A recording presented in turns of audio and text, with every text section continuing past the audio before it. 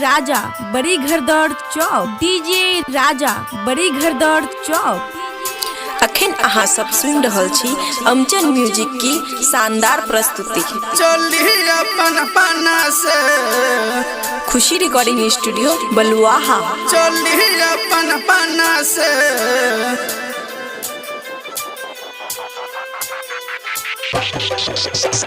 अब ते सैया सखी लुधियाना से खोले लगलो चली अपन पाना से।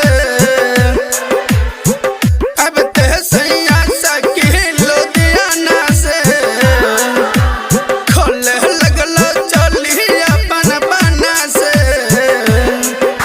पाना से गे पाना से गे पाना से गे सखी। अब ते सैया सखी लुधियाना से खोले लगलो चली अपन पाना से। चली अपन पाना से खुशी रिकॉर्डिंग स्टूडियो बलुआहा।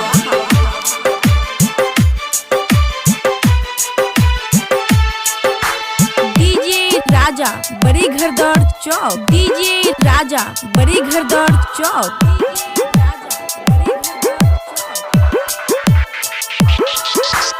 साल भर पे यही लोगे बाहर से खट के बाहर बाजा के मजा लला को पटक के लला को पटक के। साल भर पे यही लोगे बाहर से खट के बाहर बाजा के मजा लला को पटक के।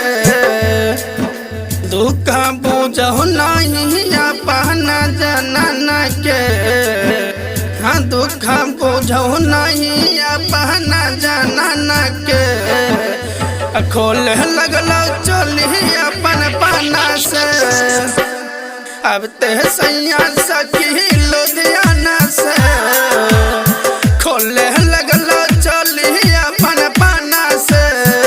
चली अपन पाना से खुशी रिकॉर्डिंग स्टूडियो बलुआहा।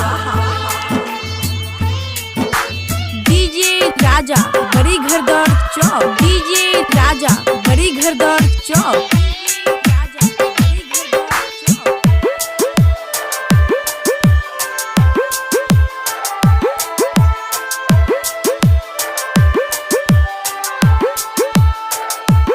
केतनो कहिले पहले सैया खाली न खाना घर के भीतर आले ही जाके उतारा लगलो माना माना लगलो माना माना।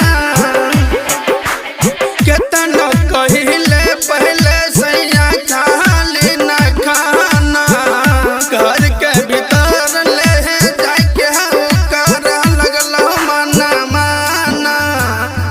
लीला धर हऊ चीज के दीवाना गे। हाँ लीला धर हऊ चीज के दीवाना गे। खोले लगलो चली अपन पाना से। पाना से गए पाना से गए पाना से गए सखी। हाँ अब ते सैया सखी लुधियाना से खोले लगलो चली अपन पाना से। खुशी रिकॉर्डिंग स्टूडियो बलुआहा।